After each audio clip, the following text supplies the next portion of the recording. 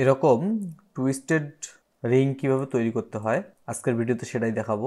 মনোযোগ সহকারে ভিডিওটি দেখবেন, তাহলে খুব সহজেই এরকম টুইস্টেড রিং তৈরি করতে পারবেন। ভিডিও শুরু করার আগে যারা এই চ্যানেলে নতুন আছেন, চ্যানেলটিকে সাবস্ক্রাইব করে পাশে থাকা বেল আইকনটিকে অল করে রাখবেন। সেই সঙ্গে ভিডিওটি ভালো লাগলে লাইক, কমেন্ট, শেয়ার করতে একদমই ভুলবেন না। তাহলে চলুন শুরু করি আজকের ভিডিও।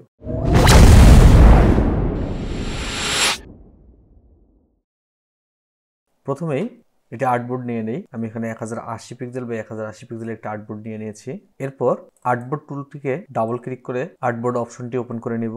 এখান থেকে ডিসপ্লে থেকে শো সেন্টার মার্ক অপশনটি টিক চিহ্ন দিয়ে জাস্ট ওকে করে দেব। তাহলে সেন্টার মার্কে আমাদের এরকম একটি চিহ্ন চলে আসবে। এই চিহ্নটি আমাদের পরবর্তীতে কাজে লাগবে, কাজে এটাকে আগেই শো করে নিতে হবে। এরপর আমি এখান থেকে ইলিপস টুল নিয়ে সেন্টার বরাবর ক্লিক করে উইথে 200 পিক্সেল, হাইটে 200 পিক্সেল দিয়ে জাস্ট ওকে করে দিলাম। তাহলে আমার একটি ইলিপস বা সার্কেল তৈরি হয়ে গেল। এর ফিল কালারকে আমি নান করে দিলাম এবং আউটলাইন কালারকে জাস্ট ব্ল্যাক করে রাখলাম।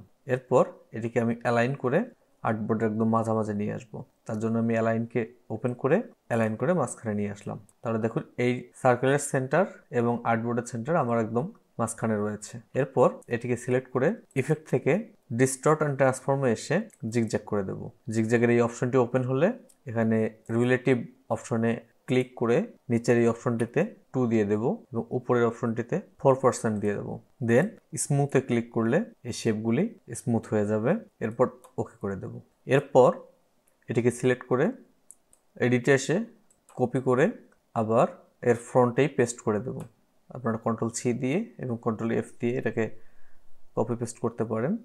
দেন এটাকে একটু ছোট করে নেব। আমি কিবোর্ড থেকে শিফট চেপে ধরে এটাকে একটু অল্টার এবং শিফট চেপে ধরে এটাকে একটু ছোট করে নিচ্ছি। এরপর এই দুটিকে একসঙ্গে সিলেক্ট করে এই রোটেট টুলে এসে ডাবল ক্লিক করব। দেন রোটেট অপশনটি ওপেন হলে এটাকে 30 ডিগ্রি দিয়ে জাস্ট কপিতে ক্লিক করব। তাহলে দেখুন আমাদের এরকম কপি হয়ে গেছে। এরপর ভিতরের এই অপশনটি সিলেক্ট করে এটাকে এই বরাবর লাগিয়ে দেব। দেন এই দুটোরই স্ট্রোকটা যেন সমান থাকে, এজন্য স্ট্রোকটাকে আমি আবার সিলেক্ট করে দিচ্ছি। আমি স্ট্রোকে 2 রেখে এটাকে সিলেক্ট করে অবজেক্ট থেকে এক্সপ্যান্ড অ্যাপিয়ারেন্স করে দিলাম।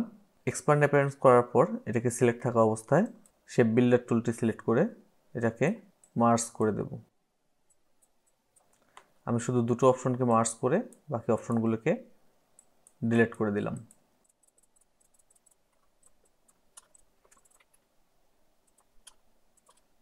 এখানে আমার যে বাড়তি অংশগুলি আছে আমি সেই বাড়তি অংশগুলিকেও ডিলিট করে দিলাম।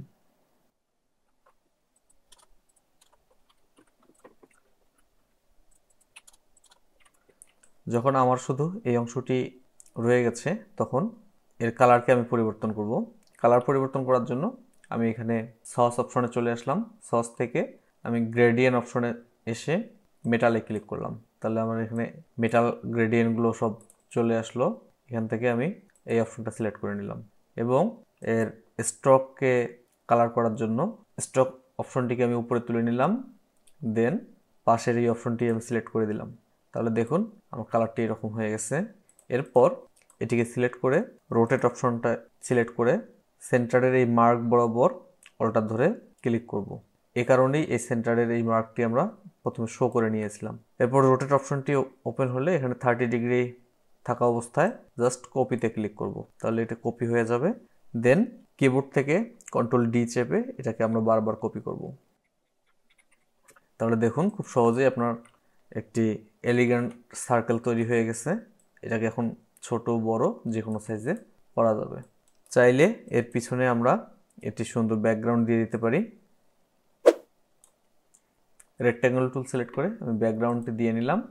সেই সঙ্গে এর কালারকে পরিবর্তন করলাম এবং রেডিয়াল করে দিলাম। মাঝের এই কালারটিকে একটু ব্লুইশ করে দিলাম। দেখতে পাচ্ছেন কতটা ইউনিক হয়েছে ডিজাইনটা এবং খুব সহজেই আপনারা এটা করতে পারেন। আশা করি ভিডিওটি আপনাদের ভালো লেগেছে। ভিডিওটি ভালো লাগলে লাইক, কমেন্ট, শেয়ার করতে একদমই ভুল করবেন না এবং চ্যানেলটিকে এখনও সাবস্ক্রাইব করে না থাকলে অবশ্যই সাবস্ক্রাইব করে দেবেন। আজকের জন্য এই পর্যন্তই। আল্লাহ হাফেজ।